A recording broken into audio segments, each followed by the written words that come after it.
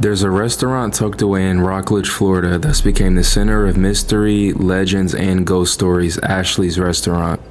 Built in the 1930s, it's seen its shares of dinners, drinks, and decades, but it's also seen death. Many say it's haunted by the spirit of a young woman named Ethel Allen, last seen alive in the very building before her tragic and unsolved murder. Over the years, countless visitors have claimed to see shadows move, light flicker, and doors slam with nobody around. Many YouTubers have came in here and made videos, but I'm a real ass nigga and I want to see what it's really about. Hey sir, do you know if that restaurant up there is really haunted? Yeah. They have good food, at least. Oh yeah. It's a good story. I think the lady got like chopped up in the woman's bathroom and the night crew found her. Something like that. I think they have a book inside. Sir, do you know about that Ashley's restaurant up there? Yeah. Do you think it's like real or fake?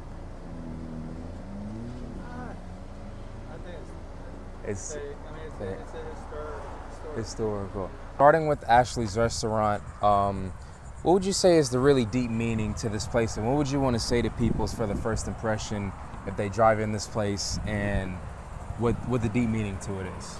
Well, the deep meaning of Ashley's, it's a historical building that has a lot of history to it. Very unique. It survived all the storms, knock on wood.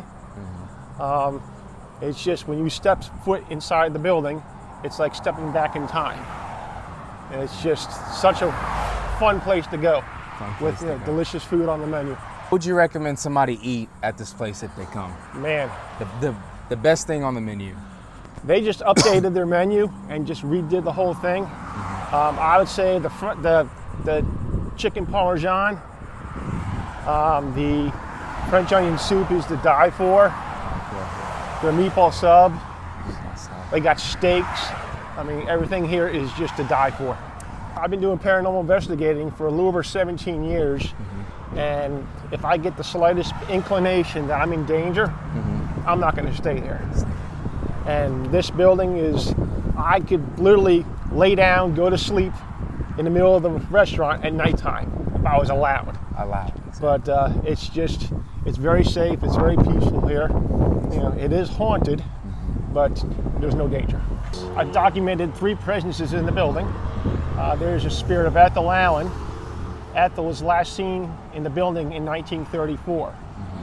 She was 19 years old. And she was last seen with the gentleman. His initials were tattooed on her body. And that's how they identified her. With the tattoo. How was she murdered, if you want to get into that? Maybe stab wound or shot kill? Or... The guy who murdered her brutally mutilated the body and burned it to get rid of the evidence.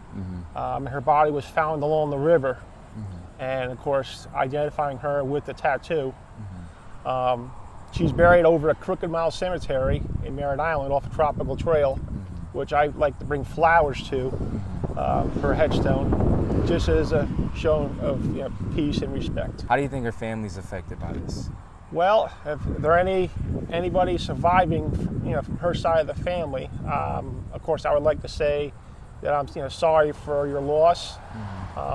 You have my deepest sympathy, and I'm sure she is at peace as we speak. But Ashley's is it's such an amazing place. I can't say enough about it. I love old historical buildings. The food here is amazing. The service is always nice. Sometimes people leave bad reviews just because you can't make them happy. Correct. But all in all, I mean, so many different food choices here. And eat dinner or lunch or dinner in a historical building, that's just an amazing thing to do. Okay, as a paranormal investigator, these are just a few of the devices I use in the field. These here are called EVP recorders, which stand for electronic voice phenomenon. Unlike the standard digital recorders, these are way, way sensitive. And these will record way down below the human hearing. For example, if you do a recording session here, and then you hear a hiccup outside on the sidewalk, it'll sound like it's right next to you. So that's also the downside of these EVP recorders, is the sensitivity. And EVPs come through very soft and wispy, and you're listening for voices that are not yours, of course. What I'll do is I'll warm my hand up and I'll put it up on and I'll shine it on the wall, and you'll see the energy of my hand. Wow. So that kind of gives you an idea. And so it's almost done booting up. You see right here, you can see the glasses on the table. So blue is cold and red is hot.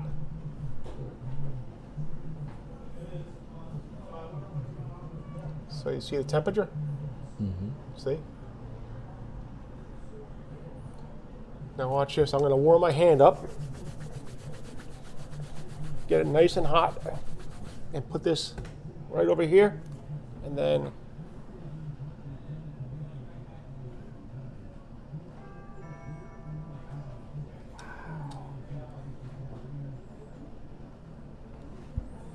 I've never seen that before.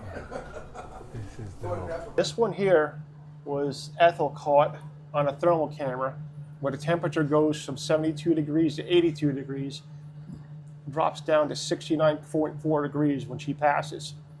And you can see a full-length dress, a belt, and a headpiece. This was captured, this is a little girl captured upstairs where she was in the building with her father in 1940, wearing her favorite blue dress. And out of 100 photos throughout the building with night vision, I captured that. The top one, there was a maintenance man that used to live upstairs, and he passed of a heart attack. And this is the hallway here that parallels US 1, and this forms. You can see the head, the body, and right where the heart was, it's transparent. And you can see almost like arms are folded, like a builder MRIing their work. So these two here have multiple functions all in one device. This is a millimeter. There's several different millimeters that exist. The creator of the device, his name was Gary Galka, and he named the millimeter 8704 after his daughter. His daughter was named Melissa. She was born in 87 and she died in 04. And so this has a digital readout of the EMF fields. It also has a temperature gauge to monitor your cold spots. And the antenna, once it's turned on, is a proximity sensor. So if something breaks the energy field, the lights light up and they squelch. Same thing with this. This has an ambient temperature setting. So it basically has a baseline temperature and it monitors changes in temperature as they happen. There's a geophone in it for vibration, and it also has an EMF meter built into it. So a lot of times, if you have this in an area where there's claims of activity, and you get a disembodied voice, and the EMF meter spikes at the same time the voice is picked up, you have more than one source of confirmation, as opposed to just audio that the camera's picking up. This is the SB11 Spirit Box, legendary device. This actually sweeps through white noise, creating a very powerful static charge around the device. And anything that's there can latch onto that energy and communicate back through the box. And I like to sweep in reverse in 150 milliseconds, so anything that comes through as interference comes through backwards. So you got a pause button, and you hit the pause, and then you ask your question, and then you unpause. And then you're listening to the voices that are coming through forward, and you may recognize the voice that's coming through as a family member. This right here is the FLIR thermal camera. Stands for forward-looking infrared recorder. So it's using temperature. If you ever seen the movie Predator back in the day, where the creepy alien sees that thermal type imagery, that's what this thing does. The police use this technology in their helicopters when they're looking for the bad guy. This thing's incredible because this, you may get a soldier manifest, draw their rifle, and then disappear as a residual haunt. You might be able to make out the buttons on the uniform, the type of rifle being used. Incredible device. And what kind of got you into ghost hunting, you say? Okay. I had a very strange experience. I'm originally from New Jersey. I was raking leaves in our backyard with the rest of my siblings. And back in that day, I was born in 70. So this had been in the early 80s. And so I was, we used to rake leaves onto a king size sheet, wrap the sheet up and bring it down to the street and then just repeat it. Well, back then kids would cut through yards. That's just how everybody got around. In our yard, there were sticks, leaves crunching, so you could hear it from 50, 60, 70 feet away. So I was sweeping leaves onto a sheet, and I looked up, and there were it looked like three Amish boys. And the area that I grew up in, there was no Amish. They were wearing potato sacks. But the thing is, didn't hear them come on the property. And my hearing is very sharp. Actually, my hearing is better than most. And I sat there and they were watching, and then I got the attention of my siblings, and I said, "Hey, do you see what I see? Do you see these three boys over here?" And I looked back and they were gone. And they looked to be late teens. Did that lead you to, okay, I need to experiment with this. I need to see what's really going on, not what people can only see, but what's going on in the spiritual world? Yes, I wanted to see if there was something to the paranormal. And at the time, it started out as a hobby. And I got my first piece of audio footage at this restaurant. Oh, wow. Yes, I actually got a piece of spirit box footage. It sweeps through white noise, and anything that's there can latch onto the energy through that box and communicate. And so there's no preloaded vocabulary. How did you get connected to this restaurant, and what attracted you to it? Well, several years ago, my sister, I'm the youngest of five, my sister brought me for lunch several years ago, and I'd never been into the building. I wasn't into the paranormal. And as soon as I walked in the front door, I was drawn to this place. I drawn to the energy, the history. We sat upstairs, and I just, I felt the energy in this place, and it's amazing. It's just, and to this day, over 30 years later, I'm still coming to Ashley's. Are you a Christian man? Do you believe in Christianity? Oh, yes. Okay? Oh yes, I'm a Christian. Okay. I do protection prayer before each investigation, and saying only about communicating with the entities of the light. What would you say for people that maybe believe that paranormal is demonic? Well, some people, whether they're Christian, Catholic, Protestant, whatever religion there are, I think that spirits, as in the Holy Spirit, and then energy. The energy is always around. You can't destroy energy. You can't sit there. You can't smash, run it over with the car. You can't Impossible. Smash it into a compactor. It's always there. For people that think the paranormal activity is fake, what would you say to them? Well, you go on YouTube and you type in real ghost footage, and you'll see a lot of kitchens in homes with cabinet doors flinging open, box of cereal flings out of the cabinet onto the ground. A lot of smoke and mirrors. A lot of people don't want to spend the time. A lot of people don't want to spend the time debunking and analyzing, because that part takes time. And my theory is when you eliminate the normal, you eliminate the naturally occurring, and a piece of footage, piece of evidence, and then you're left with paranormal. I was in high school and younger. I used to watch a lot of scary YouTubers like Mr. Nightmare, Chilling Scares, and there was another one.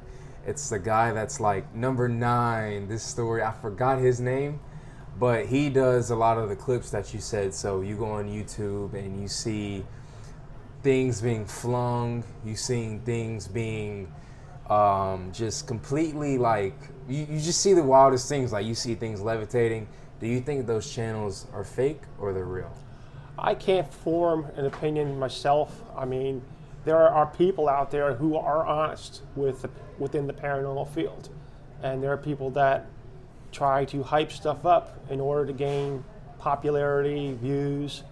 But I would say, speaking for myself, I don't provoke, I don't antagonize. I use peace and empathy, respect during investigations. I debunk in real time.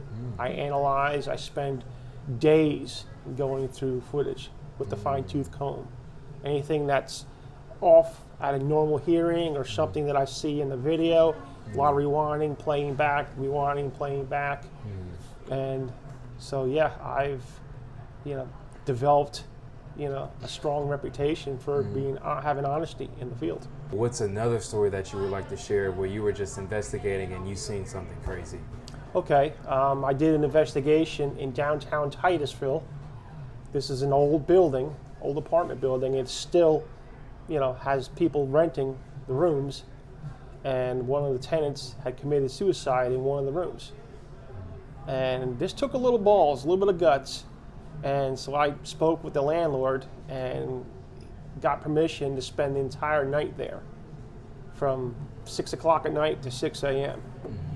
And he said, you'll have running water, but you won't have any power. So it was almost 90 degrees all night long. And I was a little hesitant. I was trying to get people to chill with me, because I was like, okay, what am I getting myself into? But lo and behold, the EMF meters, the thermal cameras, the devices that show temperature, this particular thermal camera was showing 92, 93 degrees, and I entered one of the rooms and it dropped down to 37. And I captured a partial manifestation. With the murder of Ethel, with all the conspiracy theories, what really happened with all that? Well, I believe that the guy that she was with